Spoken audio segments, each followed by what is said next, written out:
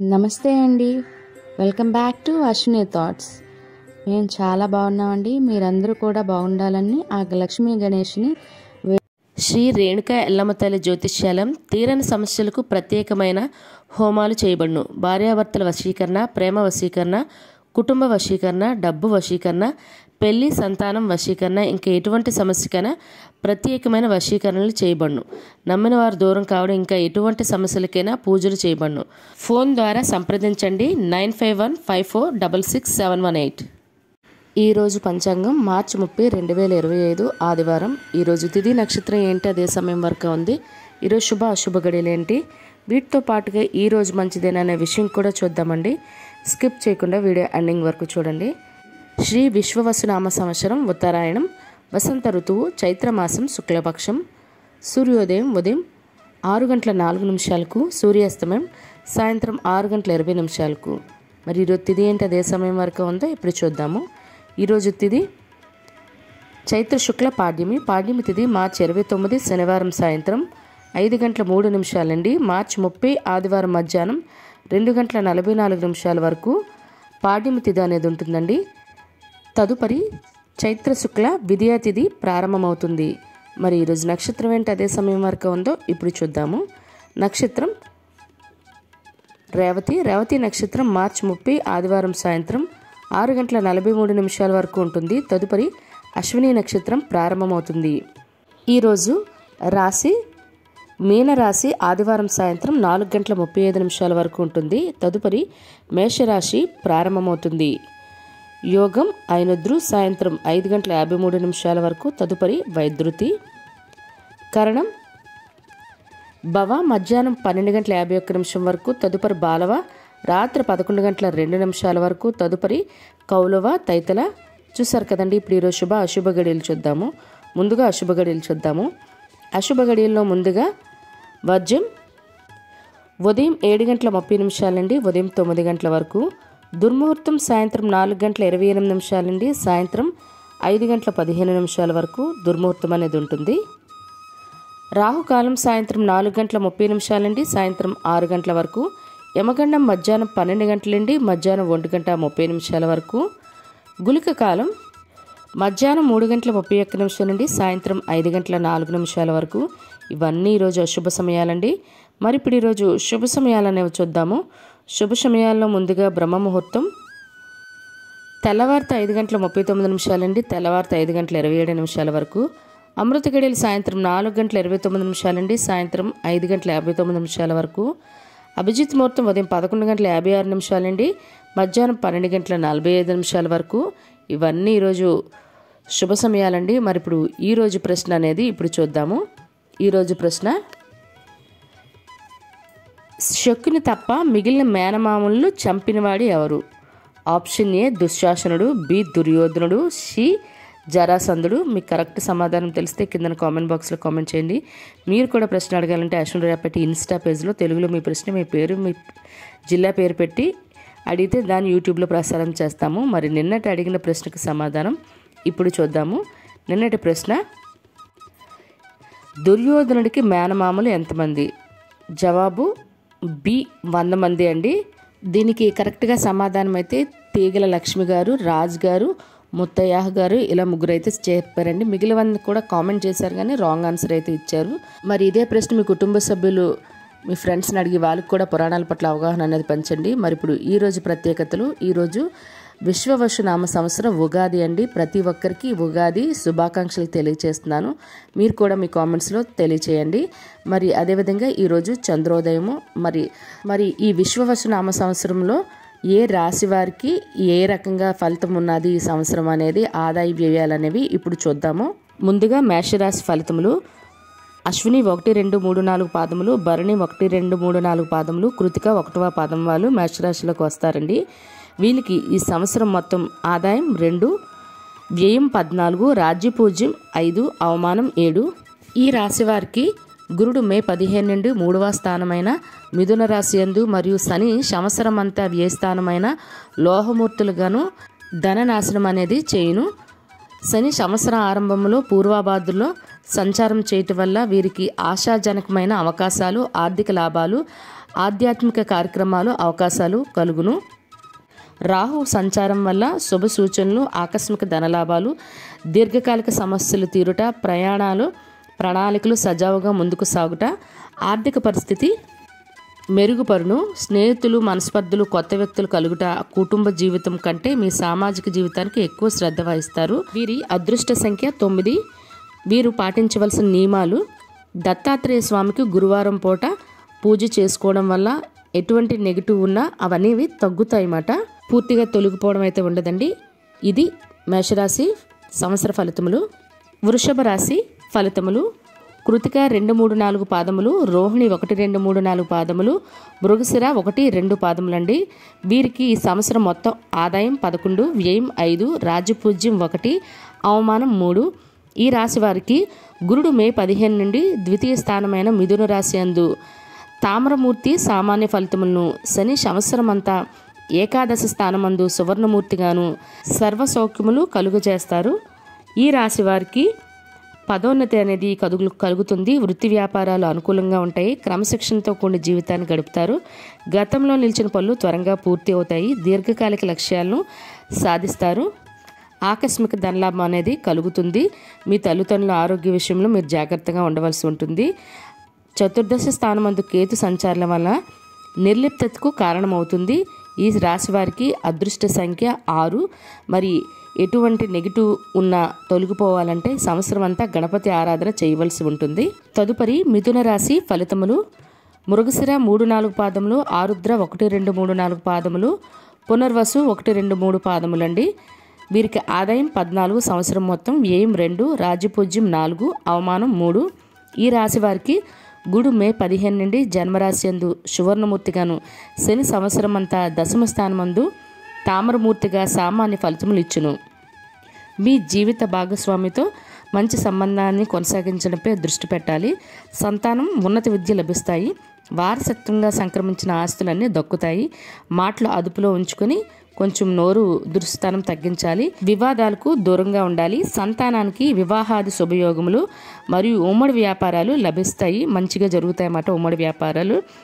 ఈ సంవత్సరం అంతా గురువుకు సంబంధించిన అంటే సాయిబాబా గారు అవనండి, దత్తాత్రేయ స్వామికి సంబంధించి మీరు పూజ చేయవలసి ఉంటుంది. శ్లోకాలు వారివే చదువుకోవాలి. ఈ సంవత్సరం అంతా మీకు నెగిటివ్ అనేది పోవాలంటే మరి కేజీ పావు శనగలు కూడా మీరు దానం చేసుకుంటే మంచిది. ఈ రాశి వారి అదృష్ట సంఖ్య 5. కర్కాటక రాశి ఫలితములు: పునర్వసు 4 పాదము, పుష్యమి 1, 2, 3, 4 పాదాలు, ఆశ్లేష 1, 2, 3, 4 పాదాలు. వీరికి ఈ సంవత్సరం మొత్తం ఆదాయం 8, వ్యయం 2, రాజపూజ్యం 7, అవమానం 3. ఈ రాశి వారికి గురుడు మే 15 నుండి వ్యయస్థానమైన మిథున రాశి యందు రజతమూర్తిగాను, శని సంవత్సరం అంతా భాగ్యస్థానమందు రజతమూర్తులుగా ఉండి సౌభాగ్యమును కలుగు చేయును. ఫలితం మంచిగా ఇచ్చును. ఫైనాన్స్ రంగం, వడ్డీ వ్యాపారులు బాకీలు వసూలు అయ్యి ఆర్థిక ఇబ్బందులు తొలగిపోతాయి. అదేవిధంగా ఈ రాశి వరకు జాతకులకు రాహు సంచారం మిశ్రమ ఫలితాలను ఇస్తుంది. అష్టమ రాహు ఆరోగ్య సమస్యలు వేధిస్తాయి. రాహువు అష్టమ రాశిలో సంచారం వల్ల ఊహించని ధనలాభాలు, ఆకస్మిక వారసత్వం అంటే కొంత వారసత్వం ఆస్తి కూడా పొందుతారు. దాచిపెట్టుకున్న ధనం అనేది మీకు ప్రాప్తిస్తుంది. అదేవిధంగా ద్వితీయ స్థానంలో ఒడిదుడుకులు అనేవి మొదలవుతాయి. కొంచెంగా ఆరోగ్య సమస్యలు అనేవి మొదలవుతాయి. గురువారం పూట శనగలు కేజింపావు మనము బాబా గారికైనా దత్తాత్రేయ స్వామికైనా మనం ఇచ్చుకోవాలి. రుద్రాభిషేకం అనేవి చేయించుకుంటే ఇంకా మంచిది. వీరి అదృష్ట సంఖ్య 2. సింహరాశి ఫలితములు: సింహం మక 1, 2, 3, 4 పాదములు, పుబ్బ 1, 2, 3, 4 పాదములు, పూర్వభాద్ర 1వ పాదము. ఆదాయము ఈ రాశి వారికి సంవత్సరం మొత్తం 11, వ్యయం 11, రాజపూజ్యం 3, అవమానం 6 అండి. ఈ రాశి వారికి గురుడు మే 15 నుండి ఏకాదశ స్థానమైతే మిథున రాశి యందు లోహమూర్తిగాను, ధన వ్యయమును, శని సంవత్సరం అంతా అష్టమ స్థానమందు లోహమూర్తులుగా ధన నాశనమును కలుగు చేయును.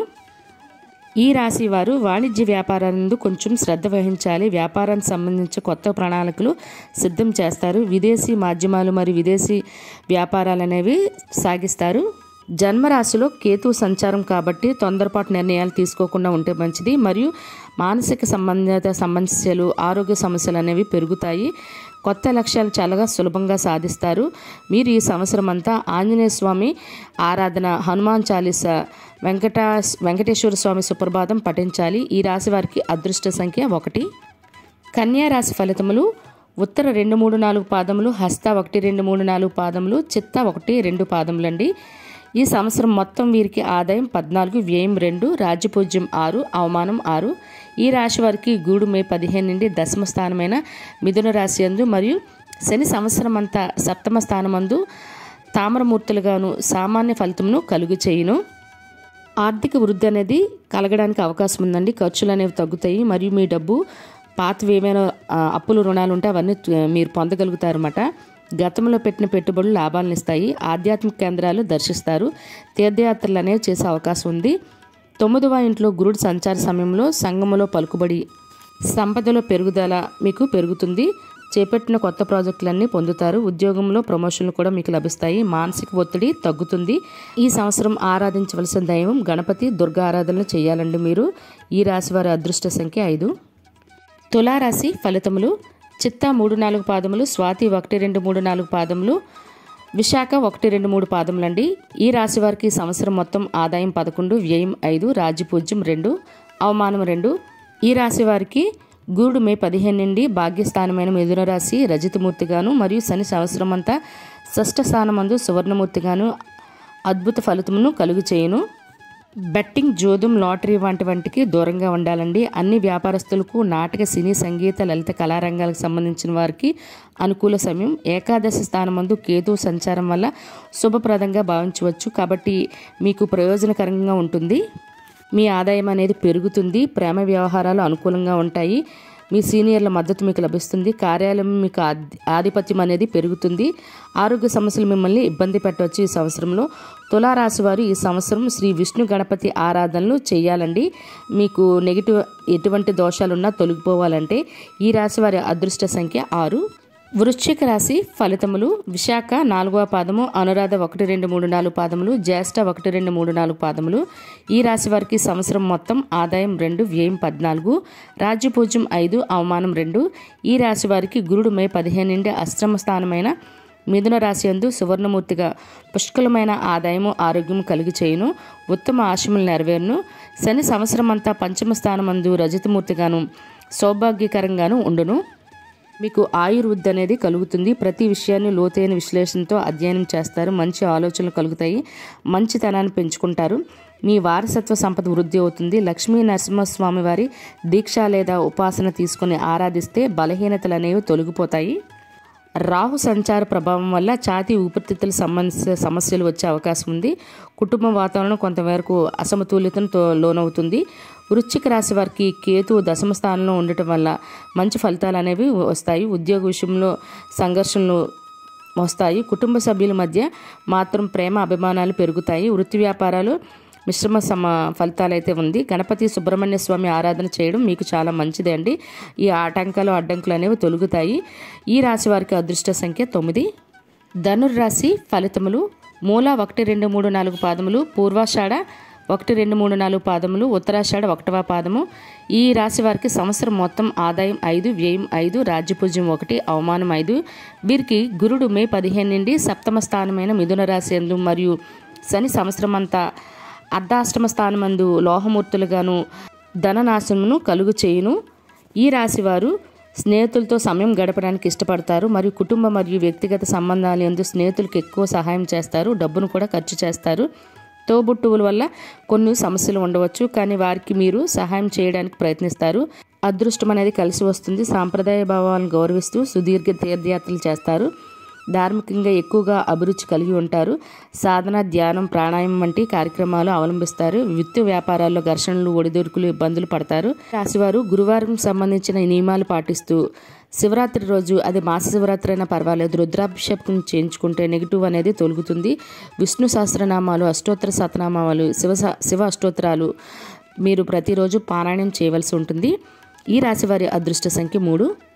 మకర రాశివారి ఫలితములు. ఉత్తరాషాఢ 2, 3, 4 పాదములు, శ్రవణం 1, 2, 3, 4 పాదములు, ధనిష్ట 1, 2 పాదములండి. ఈ రాశి వారికి సంవత్సరం మొత్తం ఆదాయం 8, వ్యయం 14, రాజపూజ్యం 4, అవమానం 5. ఈ రాశి వారికి గురుడు మే 15 నుండి షష్టమ స్థానమైన మిథున రాశి యందు సువర్ణమూర్తిగాను చక్కన స్వస్థతను ఆరోగ్యాన్ని కలుగు చేస్తుంది. మరియు శని సంవత్సరం అంతా తృతీయ స్థానమందు తామరమూర్తులుగాను సామాన్య ఫలితాన్ని కలుగు చేస్తారు. ఈ రాశి వారికి 2వ ఇంట్లో రాహు సంచారం వల్ల ప్రజలను ఆకట్టుకొని చాలా పనులు చేస్తారు. ఆహారానికి సంబంధించిన సమస్యలు లేదా శారీరక సమస్యలు అనేవి కలుగుతాయి. ఆరోగ్యం గురించి జాగ్రత్తగా చూసుకోవాలి. వైద్య విద్య సంబంధించిన విద్యా విషయాల్లో పోటీ పరీక్షల్లో రాణిస్తారు. మీ వృత్తి ఉద్యోగాల్లో మంచి ఫలితాలు అనేవి దక్కుతాయి. శనివారంకు సంబంధించిన వెంకటేశ్వర స్వామి సుప్రభాతం వినడం, శనివారం వెంకటేశ్వర స్వామి దర్శనం చేసుకోవడం వల్ల మీకు ఎటువంటి నెగిటివ్ ఉన్నా అవన్నీ తొలగుతాయండి. ఈ రాశి వారికి అదృష్ట సంఖ్య 8. కుంభరాశి వారి ఫలితములు. ఈ రాశి వారికి ధనిష్ట 3, 4, శతభిషం 1, 2, 3, 4, పూర్వభద్ర 1, 2, 3. ఈ రాశి వారు సంవత్సరం మొత్తం ఆదాయం 8, వ్యయం 14, రాజ్యపూజ్యం 7, అవమానం 5. ఈ రాశి వారికి గురుడు మే 15 నుండి పంచమ స్థానమందు తామరమూర్తిగాను సామాన్య ఫలితమును మరియు శని సంవత్సరం అంతా ధనస్థానమందు సువర్ణమూర్తిగాను సర్వశుభమును కలుగు చేయను. సంతానానికి ఇది అనుకూల సమయం. స్థిరాస్తుల ద్వారా లాభాలు అనేవి కలుగుతాయి. ఈ రాశి వారికి జన్మరాశిలో రాహు సంచారం ప్రత్యేకంగా ఉంటుంది. ముఖ్యంగా మీ ఆలోచనలు మరియు అవగాహన శక్తిని ప్రభావం చేస్తాయి. జన్మరాశిలో రాహు సంచారం వల్ల సరైన నిర్ణయాలు అనేవి తీసుకోలేరు. ప్రణాళికల్లో విజయం, విద్యలో రాణింపు ఉంటుంది. అనాలోచిత ఏ నిర్ణయమైనా తీసుకునే అవకాశం ఉంది. ప్రతి పనిలో తొందరపాటు ఉంటుంది. కాబట్టి చూసే ఆలోచనగా మీరు నిర్ణయాలు తీసుకోవాలి. వ్యవహార ప్రతిబంధకాలు ఎన్నో విషయాలు ఎదురయ్యే అవకాశం ఉంది. సప్తమ స్థానంలో కేతువు సంచారం వల్ల తేలికగా తీసుకోకూడదు. అహంకారం వదిలి భార్య మరియు వైవాహిక జీవితంపై దృష్టి సారించి పరస్పర అభిమానం, గౌరవం చూపాలి. నిత్యం దుర్గామాతను ఆరాధిస్తే మీకున్న నెగిటివ్ అనేది తొలగిపోతుంది. ప్రతి శనివారం పూట హనుమాన్ చాలీసా పఠించాలి. అదేవిధంగా ఈ రాశి వారి అదృష్ట సంఖ్య 8. మీనరాశి ఫలితములు. మీనరాశిలో పూర్వభాద్ర 4వ పాదము, ఉత్తరాభాద్ర 1, 2, 3, 4 పాదాలు, రేవతి 1, 2, 3, 4 పాదాలండి. ఈ రాశి వారికి ఆదాయం 5, వ్యయం 5, రాజ్యపూజ్యం 3, అవమానం 1. ఇది సంవత్సరం అంతా వర్తిస్తుంది. ఈ రాశి వారికి గురుడు మే 15 నుండి అర్ధాష్టమ స్థానమందు రజితమూర్తిగాను ఉండటం వల్ల నూతన గృహ నిర్మాణం వారవుతారు. ఉన్నత విద్యలో రాణించును. శని సంవత్సరమంతా జన్మరాశి యందు సువర్ణమూర్తిగా ఉండటం వల్ల విచక్షణ అధికారములు గల ఉన్నత ఉద్యోగము, సర్వ సౌఖ్యములు పొందును. రాహుకేతువులు వరుసగా మే 18 నుండి సంవత్సరమంతా వ్యయ షష్టమ స్థానం యందు సువర్ణమూర్తిగా ఉండి ఉత్తమ ఫలితాలు ఇచ్చును. కష్టపడి పనిచేయడం వల్ల మీరు ఉత్తమ ఫలితాలు అనేవి పొందుతారు. కానీ జూలై నుండి నవంబర్ మధ్యకాలంలో మానసిక ఒత్తిడి వల్ల శారీరక సమస్యలు అనేవి కలుగుతాయి. వ్యాధులు, ఆరోగ్య సమస్యలు వేధించడం వల్ల వైద్య ఖర్చులు పెరిగి ధన వ్యయం అనేది కలుగుతుంది. నూతన వ్యాపారాలు మంచి సమయం కూడా ఇది మీకు. అదేవిధంగా దూర ప్రయాణాలు, మంచి పనులు, ధన వ్యయం కూడా కలుగుతుంది. మరియు విదేశాలకు వెళ్ళగలుగుతారు. సముద్ర వ్యాపారం, జల ఉత్పత్తులు, ఎగుమతిదారులు అధిక ధనం సంపాదిస్తారు. షష్టమ స్థానంలో కేతు సానుకూల ఫలితాన్ని ఇస్తుంది. ఉద్యోగం చేసేవారికి ఉన్నత పదవులు కలుగుతారు. రైస్ మిల్లు వ్యాపారాలకు, వృత్తి విషయాల్లో కూడా వాళ్ళు ఎక్కువగా విజయం అనేది సాధిస్తారు.